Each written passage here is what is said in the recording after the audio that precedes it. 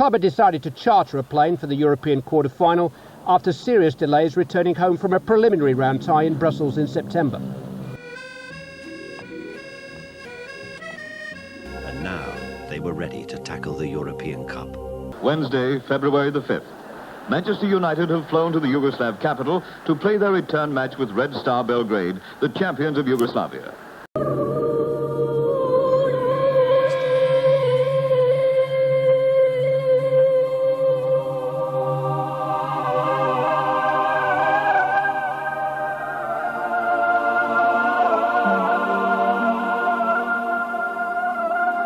The terraces here are feverish with excitement.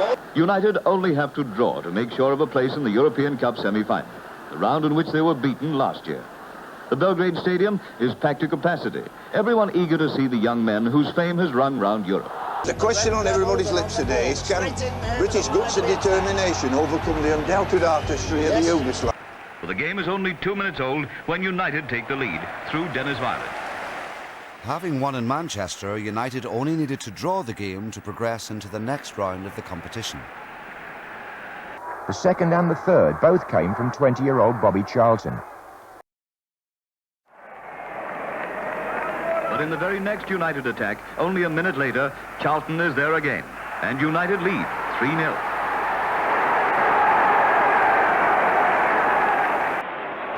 Takes a shot at goal, but there goes the half-time whistle. Manchester United are already 3 goals ahead. But 2 minutes into the second half, Red Star scored. Smanjio rezultat na 3-1. Jedan za drugim ređali su se opasni napadi Crvene zvezde. Evo trenutka kada je Cokić sa par metara promašio prazan gol. 8 minutes later, they scored again from the penalty spot. It comes off. Oh, it's a goal! Borio Tasića u 16 tercu. Penal. I 3-2. Englezi su se sasvim izgubili.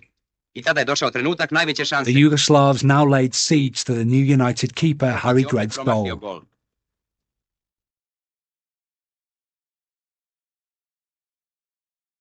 Before the end, a deflected free kick made the score 5-4. Harry Gregg half saves, but he can't stop the follow-up. It's 3-all. But Manchester United keep it that way to the end. And that's the final whistle. The Red Devils have flown on, and they're safely through to the next round. Manchester United are place in the European Cup. We've done it. We've done it, what did I tell you? Only a northern team can do it. We've done it. On the way home, the plane stopped to refuel at Munich airport. This is the last picture to be taken of the team together. Bad weather. Wintry conditions and stopped for refueling at Munich airport.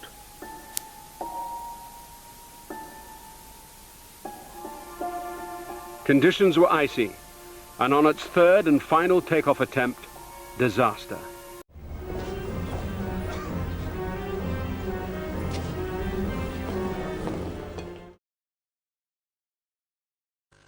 Here is the news. So far, we know there are 23 survivors after Manchester United's air crash at Munich this afternoon. The Munich air crash. We're beginning with names of survivors. Of the crew of 6 and 38 passengers on board, including a baby, these are the people so far known to have survived. Of the Manchester United party, Matt Busby, manager, and the following players: Gregg, Wood, Folkes, J. Blanchflower, Edwards, Morgans, Berry, Charlton, Violet, and Scanlon. The people believed to have been on the plane who are so far unaccounted for. Of the Manchester United party, Walter Crickmer, secretary, and Bert Wally, coach, T. Curry, trainer, and the following players: Byrne, Bent, Coleman, Jones, Whelan, Taylor, and Pegg. Sports writers of national newspapers: Alf Clark of the Manchester Evening Chronicle, Frank Taylor of the News Chronicle, Tom Jackson of the Manchester Evening News, Alec Thompson of the Daily Mail, Henry Rose of the Daily Express, H.D. Davis of the Manchester Guardian, Archie Ledbrook of the Daily Mirror, and George Follows of the Daily Herald. Other people of whom there's no news are the travel agent, Mr. Miklos, a Yugoslav embassy official, Mr. Vucimic, and a Manchester man, Mr. Fatinov or Satinov, described as a guest of the team. The aircraft was a twin-engined Elizabethan on charter from BEA. It was returning from Belgrade, where Manchester United had entered the semi-final of the European Cup. It had reached Munich and was just taking off for home in poor weather when the crash came at 3 o'clock. It plunged from about 60 feet, bursting into flames near houses. The sequence of events after that is told in some of the many pictures that have been pouring into London from Munich by wire. Rescuers fought to recover people from the blazing fuselage. The firefighters also had to contend with houses set on fire by the plane. On the fringe of a Munich airport lies the wreckage of an airliner, still smouldering from a crash in which 21 people were killed. Tragedy enough at any time. But in that plane were a group of young men who were almost the personal friends of millions. Manchester United, the finest soccer team Britain has produced since the war. And 7 of them died in the crash. 10 others, as well as their famous manager, Matt Busby, were injured. Some so seriously that their lives hung in the balance. Busby's babes, as they were affectionately called, were on their way home from Belgrade when the disaster struck. They were on top of the world. Their 3-goal draw with Yugoslavia's Red Star team had put them through to the European Cup semi-finals. They had high hopes of the English FA Cup. Now those hopes are snuffed out, like the lives of 7 of their finest players. Duncan Edwards injured, Bill Fuchs injured. Mark Jones killed. Ray Wood injured. Eddie Coleman killed. David Pegg killed. Dennis Violet injured. Tommy Taylor killed. Roger Byrne killed. Bill Whelan killed. John Barry injured. At the time of going to press, Matt Busby was fighting for his life. The team secretary, Walter Crickmer, was killed. Manchester, from the moment the news came through, was a city in mourning. Newspapers sold as fast as they could be printed. It was as though every family in a city of 750,000 people had suffered a personal loss, and so indeed they had. At Old Trafford, the saddest football ground in the world, the flags flew at half-mast. And on hundreds of other football grounds, other flags were being dipped in sympathy. For this disaster is perhaps the most tragic single blow British sport has ever suffered.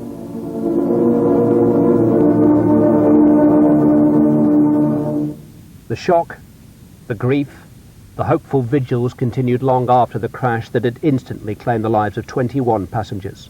Coach Bert Wally, trainer Tom Curry and left-back Jeff Bent were also lost to the club. Johnny Berry and Jackie Blanchflower survived but never played again. Well, and here is Bobby Charlton, the inside forward in the outside bed. Bobby, you, as Ken Morgans, are the lucky two, in dressing gowns and up a little. Can I take it to mean that you'll be going home soon? I'm hoping to leave the hospital tomorrow. Mm-hmm. They've told me so anyway. They've put it off a couple of times, but I think it's fairly certain tomorrow. Well, you certainly look very fit indeed. Have the doctors told you that you might be playing again Wednesday week? No, I don't know. I don't know so much. Well, I don't think they'll let you know. You'll have to have a little bit of patience. It depends when I get home. It depends what I feel like when I get back home. I'd like to say a few words to my mother. I hope she's okay. Yes. And taking it well. Look at her while you're doing it. She hasn't been down to see me, you know, but it's a bit long way and I'm all right. I know. If I'd have been a bit worse off, like some of the others.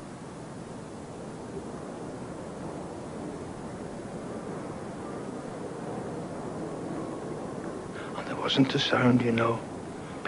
Grown men were crying as the hearse was going by with these coffins in. And there wasn't a sound except the wheels on the road. Of course, though, there were survivors. Northern Irishman Harry Gregg was one. He had been responsible for pulling both an unconscious Bobby Charlton and Dennis Violet out of the wreckage. He then went back into the burning fuselage to rescue survivors. 2 journalists who did survive were interviewed within hours of arriving home, and amid the tragedy a story developed about the life-saving efforts of United's Irish goalkeeper. Everybody wanted to get off. Was Greg the hero of the crash? Definitely he was the hero of the crash. I mean, having got out myself, you know, I ran.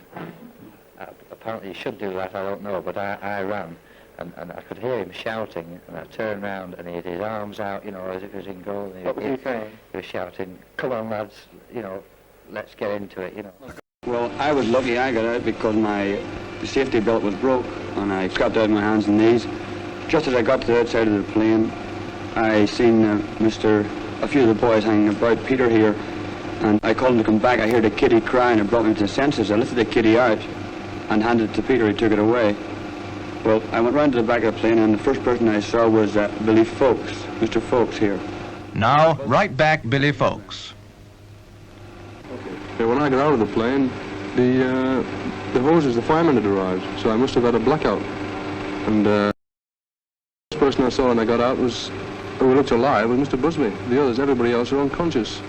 So I stayed with Mr. Busby and tried to keep him warm, you know. I was rubbing his hands and kept trying to keep him comfortable, but he seemed to be in really bad shape, you know. So very shortly the stretchers arrived, and I helped him on the stretcher and went over him to hospital. Many were critically injured, including Matt Busby, who had the last rites read to him. Duncan Edwards was fighting for his life. It sounds a little morbid, but when you looked at the list of who'd survived and who hadn't, the fact that Duncan Edwards was a survivor would have delighted the youth of the nation. I mean, he was the Beckham of his age.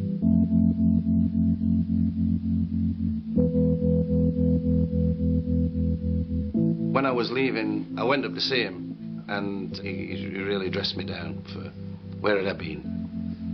That's all he was saying. Where have you been? Where have you been? He was struggling really, you know. He was struggling really. When he was in the hospital, he said, "Have you come, Mum, by boat?" And I said, "Yes, you know, but we hadn't with fluid." And he said, "Mum, you better get me out of here, else I'll never come out." I wish I'd got to read him all over again. I'll never get over losing him. Never shall. No.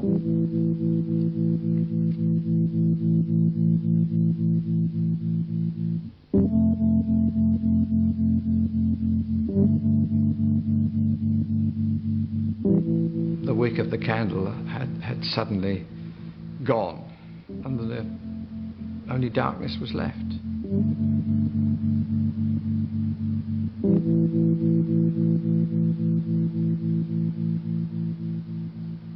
More than a fortnight later, Duncan Edwards lost his fight for life and was buried in his native Turtley. He was 21. Very soon after that was in the mind that I couldn't face it again. And it was a remark my wife passed one time, something about you'd have to go and prove yourself to the people that had gone. There's no use in lying down under this type of thing. And I got a change of mind. Now, have you in your own mind any doubt at all about Manchester United's ability to become a great team once again? No. I think we've got the present nucleus for rebuilding, but it'll take time.